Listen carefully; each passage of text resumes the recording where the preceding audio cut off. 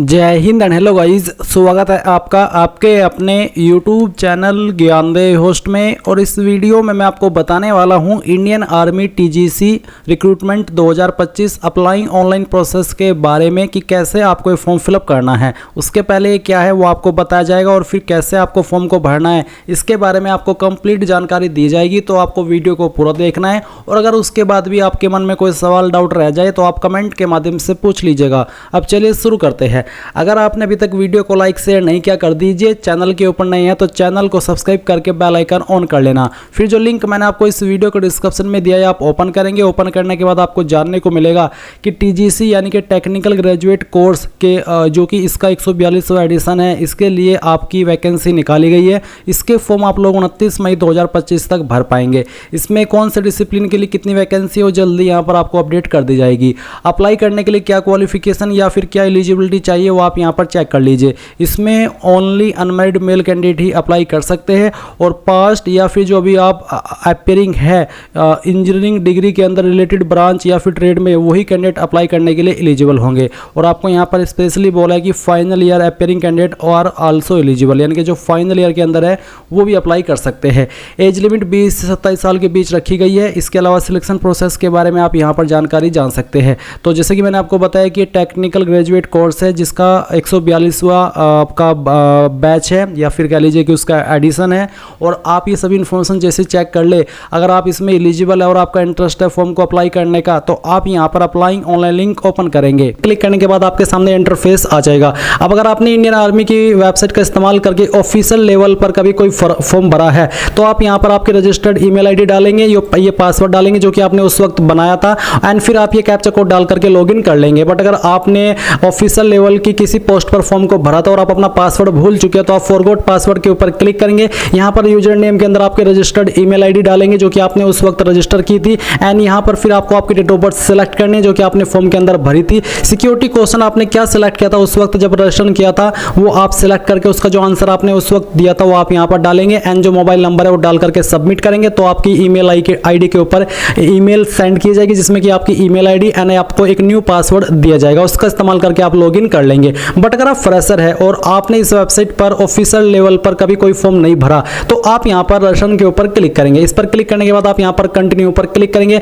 अब आती है पर्सनल डिटेल जहाँ पर आई है Aadhaar number, enrolment number. Enrolment number वो होता है जब आप आधार के लिए अप्लाई करते हैं या फिर नन, यानी कि इनमें से कोई नहीं। तो जो भी आपके पास इनमें से चीज़ है वही आपको सिलेक्ट करनी है एंड फिर आप यहाँ पर जो आपका आधार इनरोलमेंट नंबर है वो देंगे। अगर आप नन सेलेक्ट करते तो फिर आपको देने की आवश्यकता नहीं पड़ेगी। कैंडिडेट नेम आपको यहाँ पर आपका नाम 10th के सर्टिफिकेट के अकॉर्डिंग एंटर करना है। यहाँ पर आपको आपके फादर गार्जियन का नेम डालना है, यानी कि जो आपके अभिभावक है ये भी 10th के सर्टिफिकेट के अकॉर्डिंग होना चाहिए। आपकी मदर्स का नेम आपको यहाँ पर डालना है। डेट ऑफ बर्थ आपकी क्या है वो आप यहाँ पर एंटर करेंगे एंड इसके बाद में जो आपकी ईमेल एड्रेस है वो आप यहाँ पर डालेंगे एंड जो मोबाइल नंबर है वो भी आप यहाँ पर डालेंगे। ये कैप्चा कोड फिल करेंगे एंड देन आपको सबमिट पर क्लिक करना है। अभी गाइज मैं आपको बता दूं कि जो आगे की जानकारी है वो मैं आपको एक अपनी अन्य वीडियो से दे रहा हूं जो कि जब मैंने TGC 137 का फॉर्म आया था तब बनाई थी। क्योंकि क्या है ना कि इस वेबसाइट के ऊपर आप एक ही बार रजिस्ट्रेशन कर सकते हैं और मेरी इसके अकॉर्डिंग यहाँ पर जो इन्फॉर्मेशन है वो गलत हो गई थी और इसमें आधार वेरिफिकेशन मांगा जाता है। तो ऐसे में यहाँ पर मैं दूसरा रजिस्ट्रेशन नहीं कर सकता, इसलिए मैं आपको प्रीवियस वीडियो से ही बता रहा हूँ कि कैसे आपको आगे का फॉर्म भरना है। कोई भी डिफरेंस इस फॉर्म को भरने में नहीं है। अगर आपको कहीं पर कोई भी डाउट लगे तो आप कमेंट के माध्यम से पूछ सकते हैं एंड आप इसको बिना किसी मिस्टेक के भर पाएंगे अगर आप वीडियो को इसको आगे पूरा देखेंगे। फिर भी जैसे कि मैंने कहा कि कोई डाउट अगर आपके मन में आए कहीं पर किसी भी पॉइंट पर तो आप कमेंट के माध्यम से पूछ लीजिएगा। सबमिट के ऊपर क्लिक करने के बाद आपकी ईमेल आईडी के ऊपर एक OTP जाएगा और वो OTP आपको यहाँ पर कुछ इस प्रकार से देखने को मिलेगा। मैं इस फॉर्म को डेमो के रूप में भर रहा हूँ तो मैंने यहाँ पर एक टेम्पररी ईमेल यूज की है, यानी कि ईमेल आईडी यूज की है। तो आप देखोगे कि आपको इंडियन आर्मी की तरफ से ईमेल मिलेगी जहां पर आपको आपका नाम और OTP देखने को मिल जाएगा। अब ये OTP आपको यहाँ पर फिलअप करना है। फिलअप करने के बाद जो कैप्चा आपके सामने दिया है कैप्चा यहाँ पर डालना है और फिर आपको सबमिट के ऊपर क्लिक करना है। सबमिट के ऊपर क्लिक करने के बाद यहाँ पर दोस्तों आपके सामने एक न्यू इंटरफेस आ जाएगा जहां पर आपकी रजिस्ट्रेशन की जानकारी दी गई है और कुछ जानकारी आपको भरनी है, जैसे कि जो भी आपका जेंडर है वो यहाँ से आपको चूज कर लेना है। इसके बाद मैरिटल स्टेटस में आपको अनमैरिड चूज करना है क्योंकि इसमें अनमैरिड कैंडिडेट ही अप्लाई कर पाएंगे। फिर नीचे एजुकेशनल की जानकारी आ चुकी है, यानी कि आपकी क्वालिफिकेशन की जानकारी। तो मैट्रिकुलेशन के सामने क्लिक करके आपको चूज करना है कि आपने कौन से बोर्ड से की है। अगर स्टेट बोर्ड से की है तो स्टेट बोर्ड चूज कर लीजिए। इसको चूज करने के बाद यहाँ पर आपकी स्टेट सेलेक्ट कर लीजिए। फिर आता है मैट्रिकुलेशन 10th सर्टिफिकेट नंबर, यानी कि आपको जो 10वीं की की मार्कशीट है उसका सर्टिफिकेट नंबर एंटर करना है। अगर आपकी मार्कशीट के ऊपर नहीं है तो आप यहाँ पर 10th का रोल नंबर दे सकते हैं, बट अगर नहीं है तब। इसके बाद यहाँ पर जो आपकी 10th की मार्कशीट आपने चूज की है उसका जो सर्टिफिकेट है वो यहाँ पर आपको अपलोड करना है स्कैन करने के बाद में। एलिजिबल क्वालिफिकेशन, तो इसमें एलिजिबल क्वालिफिकेशन आपकी ये है जो कि मैं यहाँ पर सिलेक्ट कर रहा हूँ, बी टेक, ये आपको चूज कर लेना है। इसका स्टेटस आपको यहाँ से सिलेक्ट कर लेना है। डेट ऑफ इनरोलमेंट ये आपको खाली छोड़ देनी है क्योंकि ये फ्रेशर कैंडिडेट के लिए नहीं है। फिर आपको इस तरफ आना है, यहाँ पर आप आपकी नंबर की जानकारी ये सब जानकारी देखोगे। नीचे आपको आना है, फिर सिक्योरिटी क्वेश्चन, तो आपको एक क्वेश्चन चूज कर लेना है। इसको चूज करने के बाद आपको उसका आंसर दे देना है। ये आंसर आपको तब काम आएगा जब आप अपना पासवर्ड भूल जाओगे और आप उसको रिसेट करने की कोशिश करोगे, तो आपको इस क्वेश्चन का आंसर दे करके आपका जो रिसेट का ऑप्शन है वो मिल जाएगा। फिर दोस्तों यहाँ पर आपको एक अपना पासवर्ड क्रिएट कर लेना है जो कि कम से कम 8 वर्ड का होना चाहिए, यानी कि 8 अंकों का। जो भी पासवर्ड आपने दिया उसको दोबारा से डाल करके कंफर्म करना है। जो कैप्चा कोड आपके सामने, कैप्चा कोड यहाँ पर डालना है और डालने के बाद जो भी जानकारी आपने यहाँ पर भरी है अभी एक बार और अच्छे से श्योर हो जाइए कि हाँ ये सभी जानकारी सही है, क्योंकि बाद में मौका नहीं दिया जाएगा इस सभी जानकारी को चेंज करने का। इसलिए आपको यहाँ पर श्योर होकर के सेव के ऊपर क्लिक करना है। अब यहाँ पर आपके सामने इंटरफेस आ जाएगा और आपको बोला जा रहा है कि आपको अप्लाई करने से पहले अपना फोटो और सिग्नेचर यहाँ पर अपलोड करना है, तो आपको ओके कर देना है। ओके करने के बाद यहाँ पर दोस्तों आपको अपडेट के ऊपर क्लिक करना है। अपडेट के ऊपर क्लिक करने के बाद आपको यहाँ पर इनको अपलोड करने के जो ऑप्शन है वो देखने को मिलेंगे। आपको क्या करना है, यहाँ से ओके करना है। ओके करने के बाद जो आपका फोटो है वो आपको 5 से 20 KB के बीच में रह करके ही अपलोड करना है। तो चूज फाइल के ऊपर क्लिक कीजिए और जहां पर भी आपका फोटो है वो आपको यहाँ से सिलेक्ट कर लेना है। तो चलिए इसको सिलेक्ट करते हैं और यहाँ से ओपन कर लेते हैं। ओपन करने के बाद आपका फोटो आ जाएगा। फिर यहाँ पर आपको अपना सिग्नेचर अपलोड करना है। सिग्नेचर का साइज आपका 10 KB से नीचे ही रहना चाहिए। तो जहां पर भी आपका सिग्नेचर है वो सिग्नेचर आपको यहाँ से सिलेक्ट कर लेना है। सिग्नेचर चूज करने के बाद जैसे ही ओपन करोगे तो यहाँ पर उसका प्रीव्यू आपके सामने आ जाएगा। आपको नीचे आना है और नीचे आकर के अगर आप इन जानकारी में कुछ चेंजेस करना चाहते तो कर सकते हैं, नहीं तो आपको यहाँ पर जो आपके सामने कैप्चा कोड है डालना है और डालने के बाद आपको सेव के ऊपर क्लिक करना है। सेव के ऊपर क्लिक करने के बाद ये जानकारी भी आपके यहाँ पर सेव हो जाएगी। अब यहाँ पर आप देखोगे कि आपका रिकॉर्ड सक्सेसफुली सेव हो चुका है। आपको यहाँ से ओके करना है और ओके करने के बाद यहाँ पर दोस्तों आपको अप्लाई ऑनलाइन के ऊपर क्लिक करना है। अप्लाई ऑनलाइन के ऊपर क्लिक करने के बाद दोस्तों आपके सामने जो एलिजिबिलिटी का पेज है वो आ जाएगा जो कि यहाँ पर आपके सामने है। अब आपको सिंपली नीचे अप्लाई के ऊपर क्लिक करना है। अप्लाई के ऊपर क्लिक करने के बाद आपके सामने यहाँ पर इंस्ट्रक्शंस आएंगे, आपको इनको रीड कर लेना है और जान लेना है कि कौन लोग इसमें एलिजिबल है इस जानकारी के अकॉर्डिंग। फिर आपको कंटिन्यू के ऊपर क्लिक करना है। कंटिन्यू के ऊपर क्लिक करने के बाद आपकी पर्सनल डिटेल यहाँ पर आ चुकी है। आपको यहाँ पर नेशनलिटी के अंदर इंडियन चूज कर लेना है। फिर आपको फिर से यहाँ पर अपना फोटो और सिग्नेचर अपलोड करना है जैसे कि अभी आपने किया था। यहाँ से फोटो सेलेक्ट करते हैं। इसके बाद जहां पर भी आपका सिग्नेचर है जो कि अभी आपने यहाँ पर सिलेक्ट भी किया था, अपलोड भी किया था, वो आपको सेम तरीके से चूज करना है और चूज करने के बाद इसको यहाँ से ओपन कर लेना है। ओपन करने के बाद आपको यहाँ पर सेव एंड कंटिन्यू के ऊपर क्लिक करना है।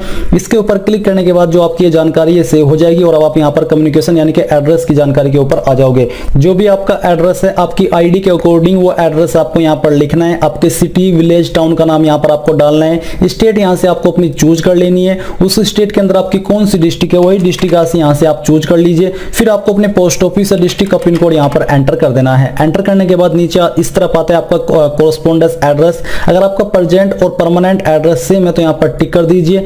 टिक करने के बाद ये जानकारी आपको दोबारा से फिल करने की आवश्यकता नहीं पड़ेगी और अब आपको सेव एंड कंटिन्यू के ऊपर क्लिक करना है। इसके बाद ये जानकारी भी आपकी यहाँ पर सेव हो जाएगी और आप यहाँ पर एजुकेशन डिटेल के ऊपर आ जाओगे। तो यहाँ पर आपके सामने 13 पॉइंट में है टाइप ऑफ स्कूल। तो आपको चूज करना है कि आपका जो स्कूल है वो किस टाइप का है। आपको यहाँ पर काफी सारे विकल्प दिए गए हैं, अगर इनमें से है तो चूज कर लीजिए, नहीं तो यहाँ पर दोस्तों जो अदर्स है वही रहने दीजिए। फिर दोस्तों यहाँ पर है रोल नंबर ऑफ 10+2 यानी कि आपको यहाँ पर 12वीं का जो रोल नंबर है वो एंटर करना है। तो चलिए यहाँ पर हम इसको एंटर कर देते हैं।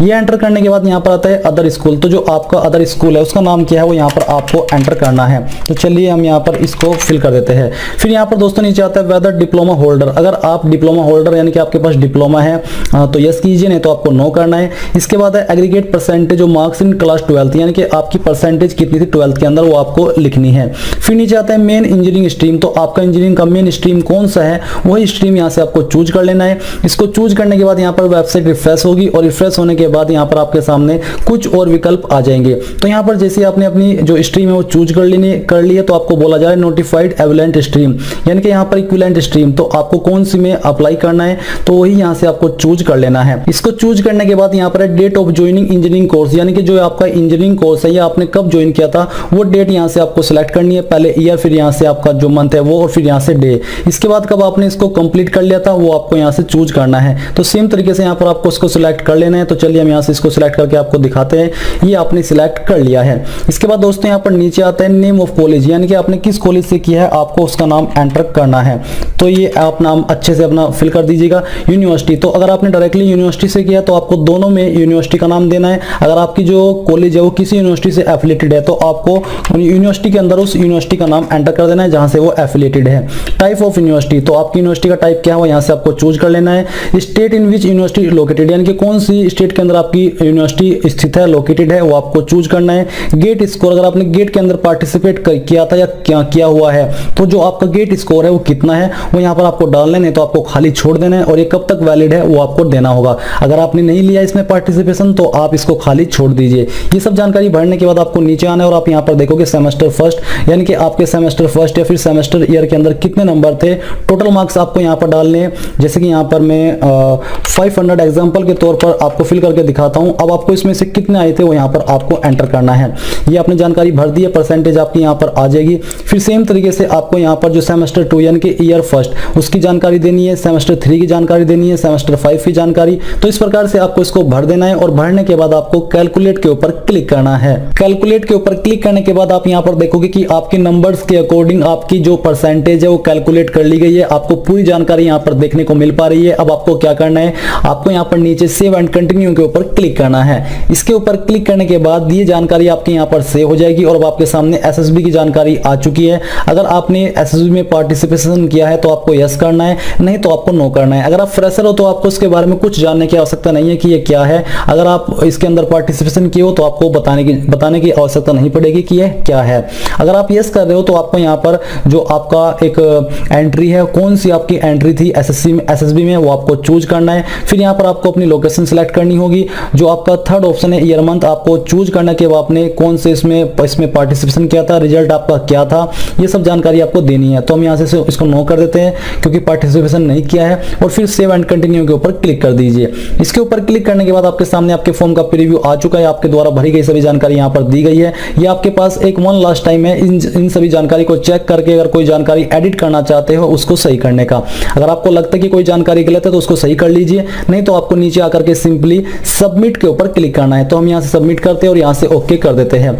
ओके करने के बाद आप देखोगे कि आपका एप्लीकेशन सक्सेसफुली सबमिट हो चुका है। आपको यहाँ से इसको ओके कर देना है। एंड गाइज आपको फॉर्म का प्रिंट लेने के लिए क्या करना है, आपको हिस्ट्री ऑफ एप्लीकेशन में जाना है और व्यू के ऊपर क्लिक करना है जो कि आपने फॉर्म भरा है वो, और फिर आप अपने फॉर्म का प्रिंट ले पाएंगे।